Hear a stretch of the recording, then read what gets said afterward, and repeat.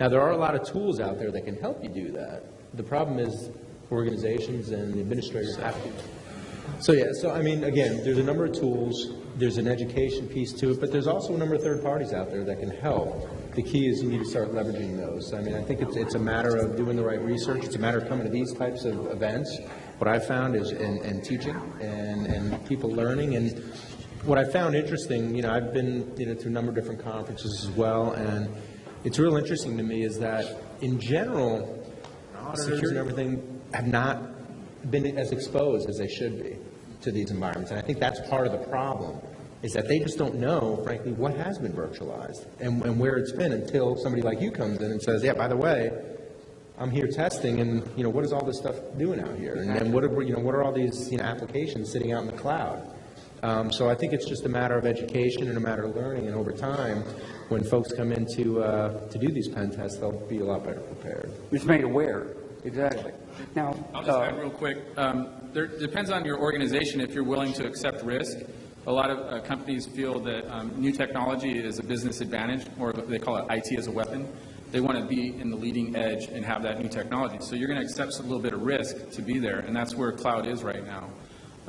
Most companies feel very confident doing their test and dev operations in the cloud. There's a lot of cloud solution providers that are just focused on test dev. But like you mentioned, Verizon, Rackspace, AT&T, a few other big ones, they're focusing on the bigger enterprises. They need to engage their professional services or these third parties.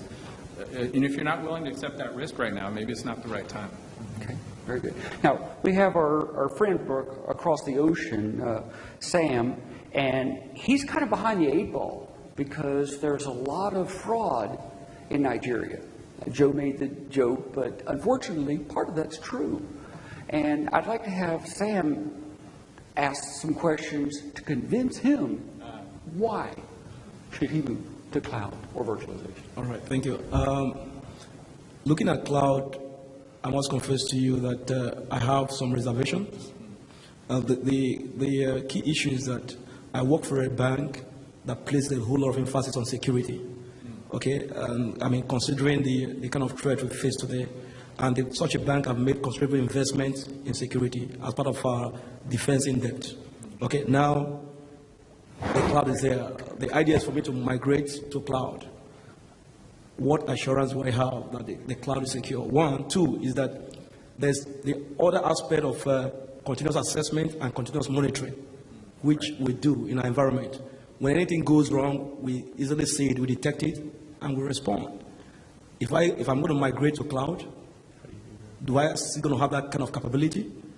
And also the issue of trust here. I mean, am I not giving up so much to a guy whom I don't know? I mean, it's a different guy that's going to be managing the infrastructure out there. So I just want to find out.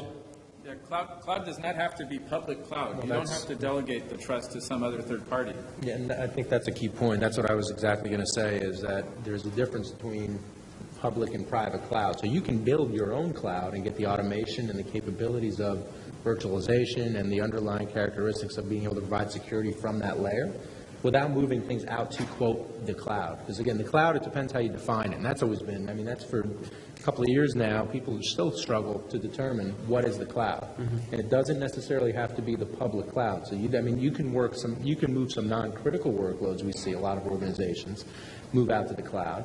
And again, more core services and those types of things. But when you're talking about your account information and those types of things, you may want to keep that internal, at least for now, until we've got better controls. Again, in the U.S., and I'll let Stephen answer this more specifically, but we've got things like FedRAMP and specific controls that require cloud providers to meet these regulations. Again, I don't know that you've got that in Africa. I personally don't know, but that's where maybe you keep that inside and you start from that piece. But by virtualizing, you can gain some great advantages by being able to provide security at a different level and a different level of granularity than you can physically, down to every single virtual NIC, down to the concept of introspection. I wish you were here earlier this morning. There's all the stuff I talked about.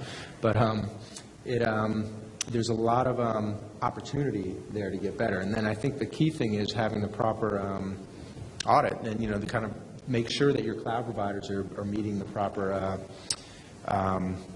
or putting the proper controls in place. And I think that's the key thing. And then being able to feed that back to you. That's some of the work that folks like Cloud Security Alliance, ENISA are helping to create standards for those auditing and those types of tools. But I think it's a matter of you start, you take baby steps first. You start building it out in your own environment, and then you start moving things out into the public cloud. So I think the guys down the way. I'll pass the mic over. Okay, and I think Rob and I, Rob had this conversation where you could use a cloud connector and be ready to move when your comfort level is there. Please. That's exactly what I was going to say, is the internal operations team that you have possibly building and supporting your own internal private cloud needs to be up to the maturity model to be able to handle those operations, and that new technology is going to take some time to learn. That's all. I was just going to add, and I've seen this quite a number of times, is if you have bad policies right now, or if you're not comfortable with your policies right now, when you go to the cloud, you're going to actually, it's going to be much worse, right? Exactly. I mean, you want to have solid policies, and your policies don't change based on your medium. You have to have proper policies right now. You have to know what you're doing right now, and then go to the cloud, and then decide how you're going to use the cloud and how you're going to leverage the cloud. You want to really leverage the cloud because of the lasting computing and the scalability in your case. But it doesn't mean you have to necessarily compromise security in any way. Exactly. And then we're getting flagged from our guys in the back because some of you guys are in here for the raffle. I apologize for cutting into your time just a little bit, but we had to deal with a fire alarm. But I did want to hear from Joe Sanders, CIO from City of Memphis, and also mortgage company on his take on convincing him to go to the cloud. Well, one of my questions would be from an administration standpoint. In going to the cloud, we're looking at staff reduction, but from a governmental standpoint, how do I convince the citizens, city council, and city government that it's the right thing to do because there'll be an impact in the employment area? Well, if I were speaking to a federal space director, let's say, I would start off by saying that there is a wealth of IT work to be done, and that moving to a cloud is not going to eliminate jobs. It will simply repurpose individuals to take care of the many jobs that have to be done to do cloud correctly. Because you're taking an organization that has a group of people and you're replicating it in a whole bunch of places with a whole bunch of people. Now you're centralizing it with a fraction of the staff. You're losing staff. I disagree with you because the only part of offloading is whatever model you chose to offload. So let's take infrastructure as a service, for example. You're only offloading a fraction of your infrastructure to that provider that you've accepted the risk for. But you still have to maintain your responsibility as an agency to take care of all the configurations for all the virtual devices that you created, because you have the brunt of the responsibility in infrastructure as a service. And if you go the other way with software as a service, you are still responsible for the security of that data. And people in your organization have to be responsible for that. So there are different jobs, but just as many jobs to be done. May I rebut to that? So I would agree with you, sir. So I'll give you a couple of practical examples. GSA. There was one part of GSA that, General Services Administration, they had 30 Lotus Notes administrators. And they upgraded and moved things to Google Docs, and to Salesforce. They did not need those administrators anymore. And the next one, they didn't need 30 different types of new administrators. So I would agree. I mean, what you're seeing right now is you kind of have the worst of both worlds. You have to keep the old folks around, that you look at them, they may not have the tools and technology that they need, and you're still migrating the new. But what you're finding as we're going through this transition, if you've got, Michael said it this morning, if you're a monkey and you're doing something that software can do, your time is very limited. So to your point, yeah, absolutely. Is there a political risk? Absolutely. That's not my realm. My realm is to say, if I'm a taxpayer and I'm representing you in my city, I want you to make the most effective use of the funds that I'm giving you.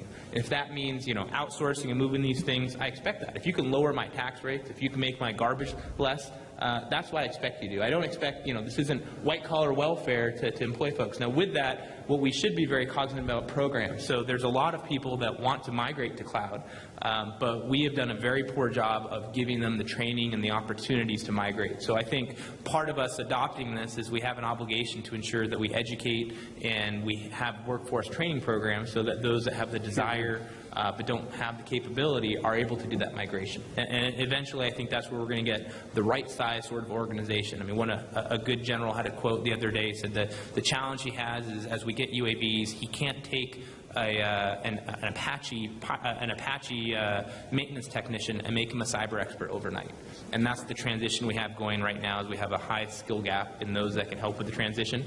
But there's a lot of opportunities there politically as well to take advantage of. It definitely seems like Now, before we get started, I want to thank former President Clinton, which was Gary, for helping us on this. Thank you very much. All of the panelists, all of the questioners, thank you for your time. All right, give yourself a big round of applause.